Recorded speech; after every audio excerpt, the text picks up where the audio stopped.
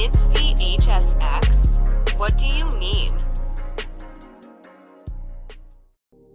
Alright everybody, welcome back to a brand new video. Today we're reacting and having a discussion about a video from Straz titled Dead by Daylight is playing favorites. So I wanted to kind of hear about different perspectives, and here we are again talking about DBD being terrible. So let's go ahead and dive in. Little jealous? It's like waking up early on Christmas morning just to realize your siblings got all the gifts. Oh, but don't worry, there's some socks in your stocking for you. I'm happy for survivors. The changes themselves probably make the game less frustrating for them, especially new survivors. The issue is, I feel like the devs failed to identify the real problem. Let's go into the lab with a little analysis. I have to agree with Straz on that. I mean, that is a point that I think I have really forgotten, is that beginners are probably going to have a much easier time, especially because of the fact that that's what the changes are dedicated to. It's dedicated to those casuals, it's dedicated to the beginners, it's dedicated to the low hours. But the problem is with changes like these is that you end up punching all the veterans in the stomach and then just telling them to basically just F off and not play anymore, because it's not good. Like, these changes are terrible. I don't understand like why they're heading into this direction. I really am just very confused by it, honestly. I really don't understand. Dead by Daylight players are leaving, and the devs are saying the main reasons are tunneling, camping, and slugging. But let's take it further. I polled hundreds of killer mains, and it's pretty clear people use tunneling, slugging, and camping as a form of pressure. And what is the actual problem that behavior needs to address? The problem is that these three actions are the best method for applying pressure. Thank you. Thank you, Straz, for making it clear, concise, perfect right off the bat.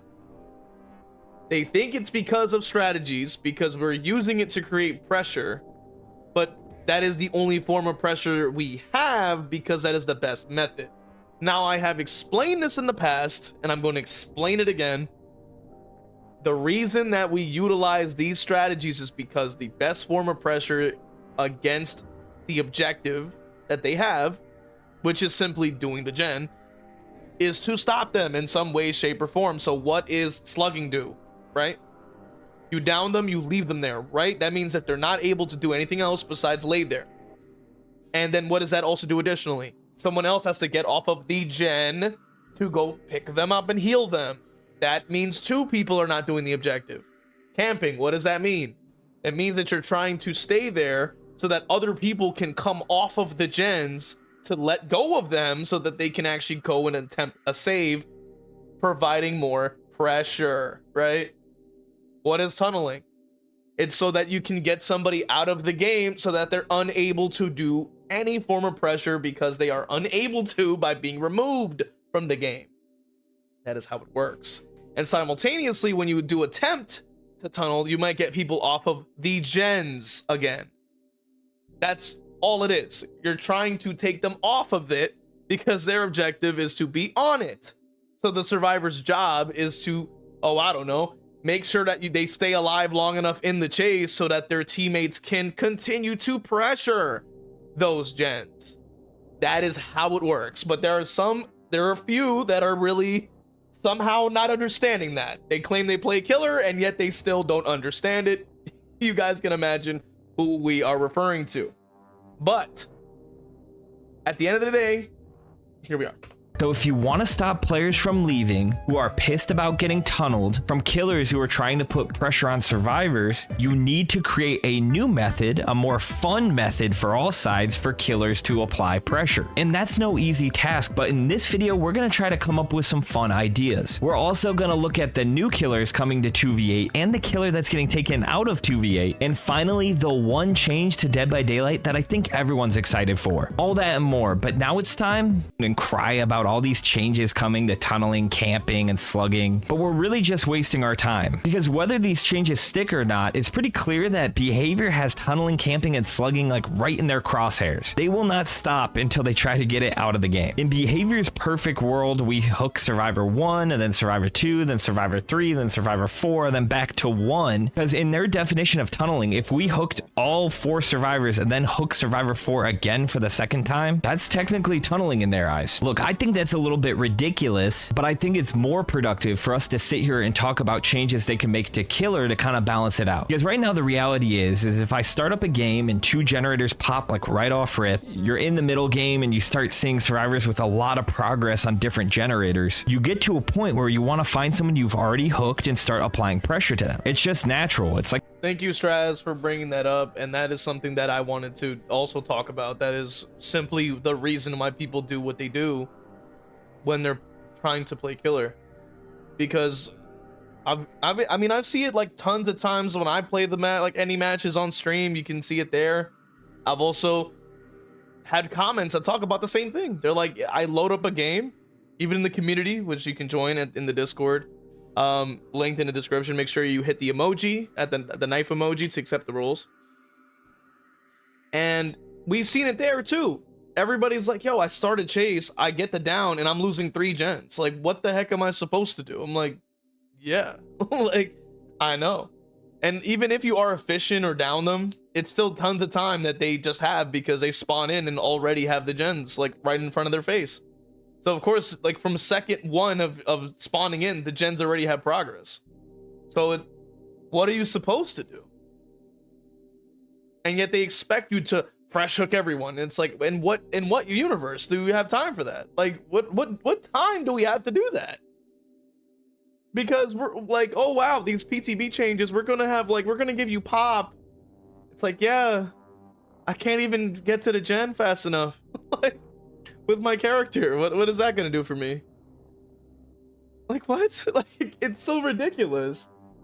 the only way you can win games sometimes. And if you're sitting here saying like, well, that's just a skill issue, you're kind of self-reporting right now, because Behavior came out and said that at higher MMRs, you see tunneling more often. So if you're a killer who doesn't tunnel at all and you win all your games easily, I'm going to say you're probably at a lower MMR. No, I'm going to agree with Straz on that. You are most definitely in a low MMR. And that's the problem with a lot of the Survivor players that claim they play killer. They play killer like once every blue moon and then go, wow, killer's so easy. It's like, yeah, because you're going against babies. Like, they don't know what they're doing. Like, you're bullying the lowest like MMRs. Like, what do you expect is going to happen? Like, it makes no sense. And that's not me talking shit, but I know people are going to go in the comments that are saying like skill issue, but there's a reason like killers tunnel. It's not just because everyone has like an ego or like a complex about them. So what could Behavior do? One thing I think they were on the right track with is like aura reading. So maybe if you go 30 seconds without getting in a chase, you see the aura of a survivor with the least amount of hooks. Can they make it like 15 seconds or something? Because like 30 is a long time. Like by the time you see like 30 seconds of not finding a single soul, you're probably gonna hear a gen go off. Like, that's just how it goes. So I would say reduce that to 15 or something, like, you know. That way, at least you can get into a chase, you know, you're not tunneling, everyone's happy. Or they could do like a base kit ruin type of thing, where if a survivor isn't touching a generator for 45 seconds, it starts to regress. Like, that way we don't have to always hammer gen regression builds. That could allow people to bring some different types of builds. I kind of like that idea. I like the idea of like a passive ruin, because that would at least offer something for the like lower tier killers. My only concern is that because that exists, you might get even more gen rushing because they don't want the gen to passively regress. But I mean, it's still a step in the right direction. I am just concerned like of what would happen as a result of it. But I do like the idea that we're having passive slowdown, because that is one of the reasons why in early DBD, a lot of the lower tiers had more of a fighting chance than they do now, because there's passive slowdown, which is better back then. Now it sucks. Like, these totems are instantaneously broken at the start of a game, so you don't even get ruin most of your matches, unless you are at the low MMR, of course.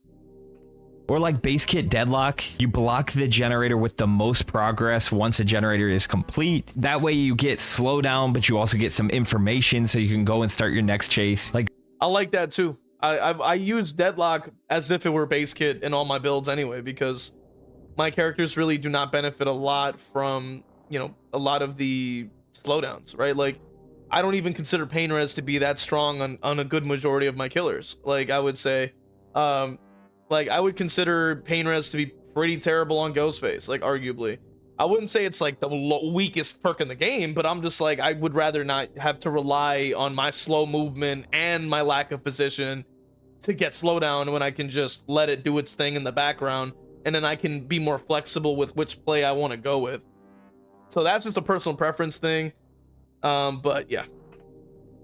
This is the stuff we really need to start thinking about and start pushing, because it seems like right now Dead by Daylight's just focused on the survivor side of things. But I don't think it's all doom and gloom. Like, I don't think we should just sit here and complain. It's just something we need to be vocal about. Vocal, like week's Voice of the Fog is from Tiv, who says, Voice of the Fog, more like Voice of the Nerds. I never wanted it anyways. Well, Tiv, now you're a nerd just like everyone else. If you want a chance to be next week's Voice of the Fog, it's getting taken.